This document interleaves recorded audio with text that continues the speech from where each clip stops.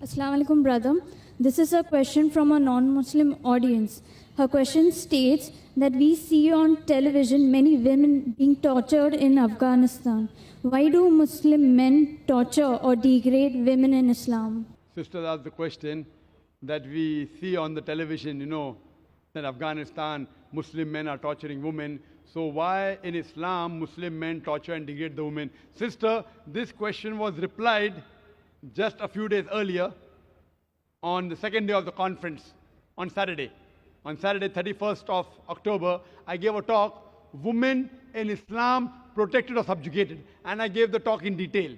So ask your friend to watch that tape, watch the DVD. Inshallah, it will answer all the queries. Regarding your main point that she saw on the television, that in Afghanistan, Muslim men, they are beating the women. And once when I was traveling, I came across a Malaysian couple. Both of them were doctors. They said that they spent more than a month in Afghanistan. And they told me that what they saw on television, the Taliban's beating the women, they aren't Talibans. So I asked them, how do you know? They told me that we have been in Afghanistan, we have spent more than a month. We know how the Taliban tied the turban. When we see an Arab, we feel all Arabs the same. Emirati, Saudi, Kuwaiti. But they themselves know that a Saudi ties the Qatra in a different way. An Emirati ties in a different style.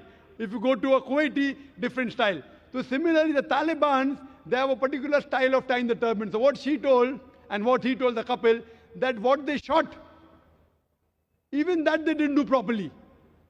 That means they could shoot the parting of the sea in Hollywood. 10 Commandments. Moses, peace be upon him, parting the sea, but they made a fault when they show Muslim men in Afghanistan beating the women. So therefore the Quran says in Surah Hujurat, chapter number 49, verse number 6, whenever you get information, you check it up before you pass it on to the third person. What we realize, this is the gimmick of the media. And in the last conference, 2008, my last talk was Media and Islam, War or Peace. And I showed how the media goes out of the way to malign Islam. I'm not saying all Muslims are 100% good Muslims. There are black sheep in the community. But what the media does, picks up these black sheep and portray as though they're exemplary Muslims. And many a time, they show things which are absolutely nonsense. It does not exist in Islam. So ask your friend to watch my tape, Women's Rights in Islam, Protected or Subjugated, and Media in Islam, War or Peace. Hope that answers the question.